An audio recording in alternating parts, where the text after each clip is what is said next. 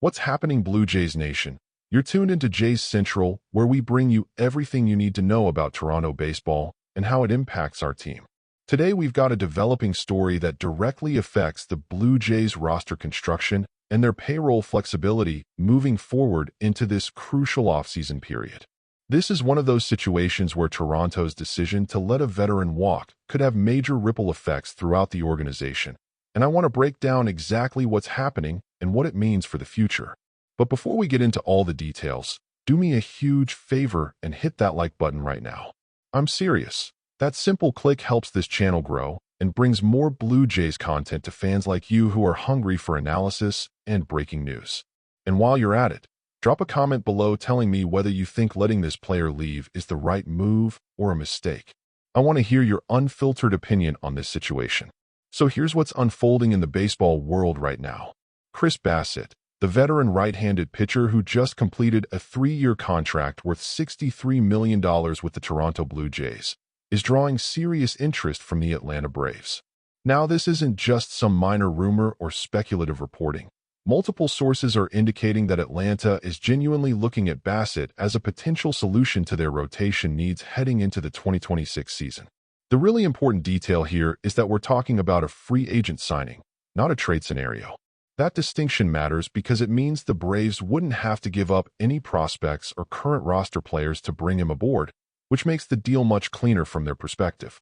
Bassitt turned 37 years old and is now available on the open market after his deal with Toronto expired following last season. The Blue Jays organization appears ready to move on from him, and that decision opens up some fascinating questions about their direction and priorities. Atlanta is also reportedly interested in another veteran arm, Lucas Giolito, as they explore multiple options to solidify their pitching staff.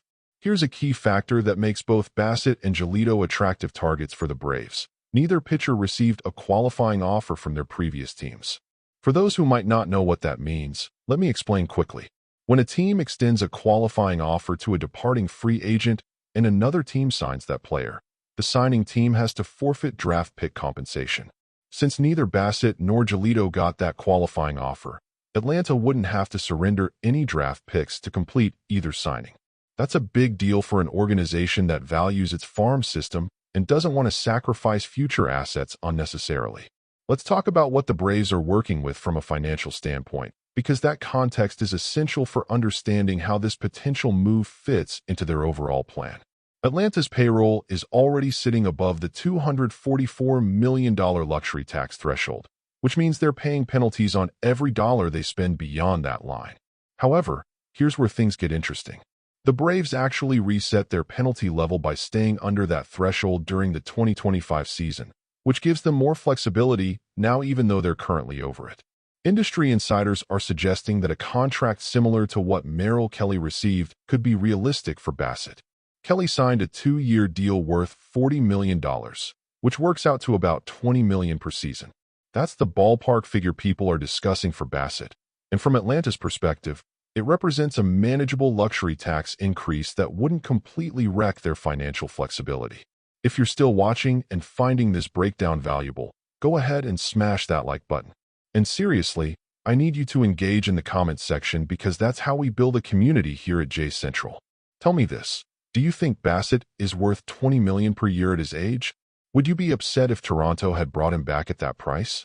Drop your thoughts below, and let's have a real conversation about this. Now let's talk about where Bassitt would fit in Atlanta's rotation if this deal actually happens. The expectation is that he would slot into the middle of their starting five, probably pitching behind Chris Sale and Spencer Schwellenbach, who are viewed as the top 2 starters in that group. This wouldn't trigger any trades or major roster shuffling for the Braves. Instead, it would create some flexibility with their younger arms and depth pieces. Hurston Waldrep, who's a talented prospect that showed promise last season, could begin the year in Triple-A getting regular work and staying stretched out, or he might move into a swing role where he's available for spot starts and long relief when needed. Beyond Waldrep, Atlanta has several other pitching options including Joey Wentz, Bryce Elder, Grant Holmes, and J.R. Ritchie, who would all remain as organizational depth. Having that kind of cushion is valuable over a full season when injuries inevitably happen and guys need occasional breaks. The Braves front office clearly values having multiple viable options rather than being thin and hoping everything goes perfectly. Before we dive deeper into Atlanta's motivation here, I want to see that engagement from all of you watching. Hit that like button if you haven't already, and drop a comment telling me your biggest concern about Toronto's starting rotation heading into next season. Are you worried about depth? Are you confident in the young arms? Let me know where your head's at because your perspective matters. All right, so why exactly are the Braves so interested in bringing in a veteran like Bassitt? Well, when you look at their rotation situation from last season, the picture becomes pretty clear. Atlanta has plenty of talent in their pitching staff, but they've also dealt with some significant injury concerns that limited their effectiveness and created uncertainty. Chris Sale, who's one of the best pitchers in baseball when healthy, was limited to just 20 starts in 2025 because of rib cage fractures. That's a serious injury that cost him half the season and left Atlanta scrambling to fill innings. Spencer Strider, another key arm for the Braves, was coming back from UCL surgery, which is never an easy recovery for a pitcher. He managed to post 23 starts, but his numbers weren't what the organization hoped for, finishing with a 4.45 earned run average that was well above his career norms. That kind of regression after Tommy John's surgery isn't uncommon, but it's still concerning when you're counting on someone to be a frontline starter. Spencer Schwellenbach, who's been emerging as a solid middle rotation piece, made only 17 starts due to an elbow fracture. Reynaldo Lopez and Hurston Waldrep combined for just 10 starts between them. When you add all that up, you've got a rotation that dealt with constant turnover and inconsistency throughout the season. This is exactly why Bassitt is so appealing to Atlanta's front office. The guy is valued primarily for one thing above all else: consistency and availability. Over the past 6 seasons, Bassitt ranks near the top of the entire league in both starts made and innings pitched. That kind of durability is incredibly rare and valuable, especially in today's game where pitchers are breaking down left and right. His performance hasn't just been about staying healthy either. He's been genuinely effective with a 3.57 earned run average over that 6-year stretch. His strikeout rate sits at 22.7%, which is solid without being elite. His ground ball rate is right around 44%, meaning he gets plenty of balls on the ground and avoids the big fly more often than not. Looking specifically at his 2025 season with Toronto, Bassitt threw 170.1 innings with a 3.96 earned run average. He recorded 166 strikeouts and posted a 1.33 whip, which measures walks and hits per inning pitched. Here's something that Blue Jays fans will remember. During Toronto's postseason run last season, Bassitt actually came out of the bullpen and threw 8.2 innings of relief with a 1.04 earned run average. That's outstanding work in a high-leverage situation, and it showed he's willing to do whatever the team needs, even if it means stepping outside his normal role as a starter. That kind of versatility and team-first attitude is exactly what contending teams look for in veteran additions. Make sure you're engaging with this content, folks. Hit that like button, leave a comment with your prediction on where Bassitt ends up signing, and let's keep this conversation going. From Bassitt's personal perspective, signing with Atlanta makes a ton of sense and could be an ideal landing spot for the next phase of his career. The Braves give him an opportunity to pitch for a genuinely competitive team in the National League East, which is one of the toughest divisions in baseball year after year. He wouldn't be asked to be the ace of the staff or carry an enormous burden on his shoulders. Instead, he'd be slotting in behind established guys like Sale and fitting into a defined role where expectations are reasonable and manageable. A short-term contract would also align perfectly with where Bassitt is in his career trajectory as he moves through his late 30s. Most pitchers aren't looking for or getting long-term deals at that age, so a 2- or 3-year commitment makes sense for both sides. It gives Bassitt financial security without locking a team into paying him deep into his 40s when decline becomes more likely. From Toronto's perspective, the decision not to bring him back appears pretty straightforward when you examine their priorities and constraints. Letting Bassitt walk to another team clears significant payroll space that can be reallocated to other areas of need. The Blue Jays have some expensive contracts on the books and some younger players who will need extensions soon, so having that financial flexibility is valuable. There's also a practical baseball reason beyond just money.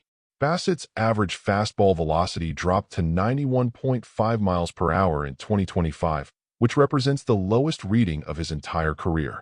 Now, to his credit, his strikeout production remained relatively steady despite that velocity decline, which shows he's adapted his approach and learned how to pitch effectively without overpowering hitters. But that drop in velocity is still a concerning trend that suggests further decline could be coming sooner rather than later. Toronto's front office might be looking at that data and deciding they'd rather avoid committing multiple years and significant dollars to a pitcher whose stuff is trending in the wrong direction, even if the results have held up so far.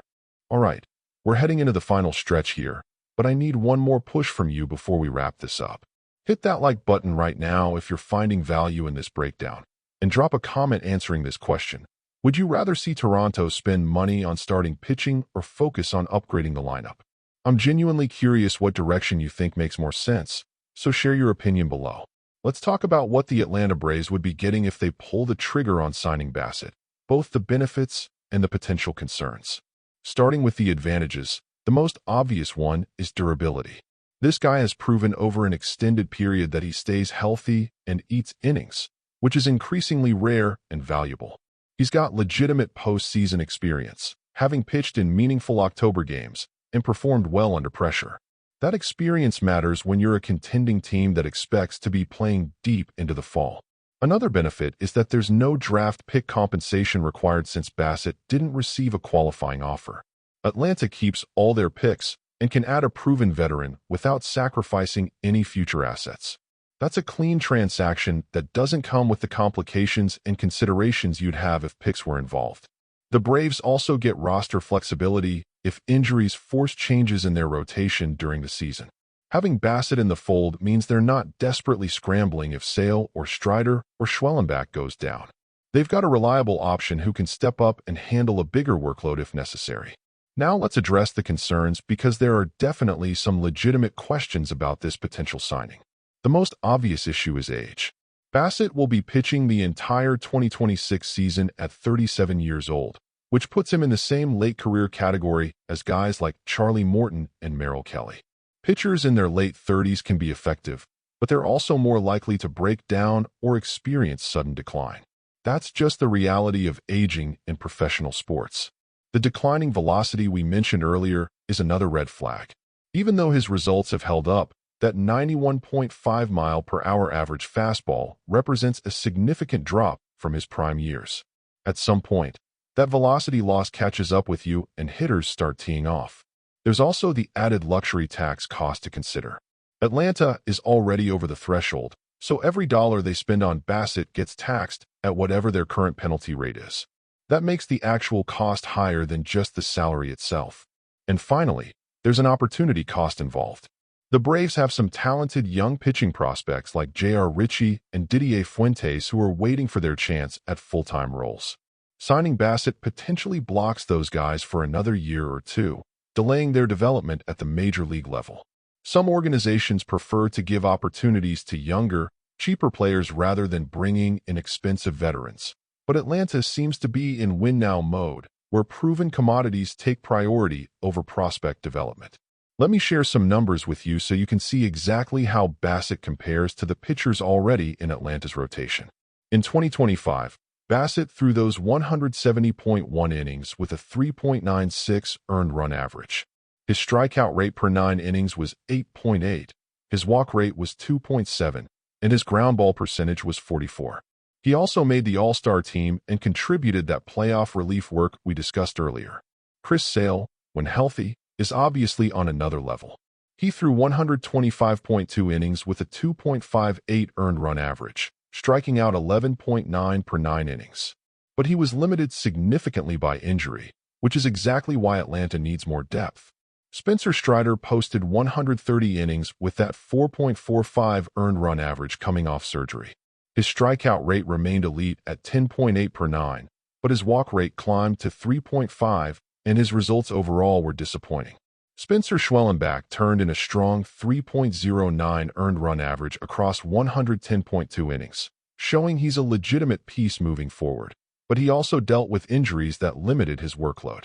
Hurston Waldrep made 9 major league starts covering 56.2 innings with a 3.21 earned run average. Flashing potential, but still very much a developing pitcher who needs more seasoning. When you look at career durability metrics from 2020 through 2025, the difference becomes even more stark. Bassitt has made roughly 140-plus starts and thrown over 1,000 innings during that span, with his 3.57 earned run average. Sale has made about 90 starts and thrown around 600 innings when healthy, but availability has been his biggest issue. Strider and Schwellenbach have far fewer innings logged simply because they're earlier in their careers and have dealt with injuries. The bottom line is that Bassitt would bring a level of reliability that Atlanta desperately needs after watching their rotation get decimated by health issues last season. From a financial and philosophical standpoint, Atlanta's luxury tax payroll is projected around $258 million, which is roughly $14 million above the threshold. That still leaves room for a short-term addition without completely blowing up their budget. The Braves have enough pitching depth that Bassitt would serve as a stabilizer rather than a long-term roadblock to younger players. It's a calculated risk that weighs immediate competitive advantage against the possibility of age-related decline. Atlanta gains a dependable starter without giving up prospects through a trade. Bassitt joins a team that's positioned for a legitimate playoff run and potentially a World Series chase. Meanwhile, Toronto gains the financial flexibility to pursue other avenues for improvement or to extend younger players already in the organization. Before you click away, I need you to do 2 things for me. First, hit that like button one final time because it genuinely helps this channel reach more Blue Jays fans who need this kind of detailed coverage. Second, and this is really important, leave a comment below with your honest assessment. Do you think Toronto made the right call letting Bassitt walk?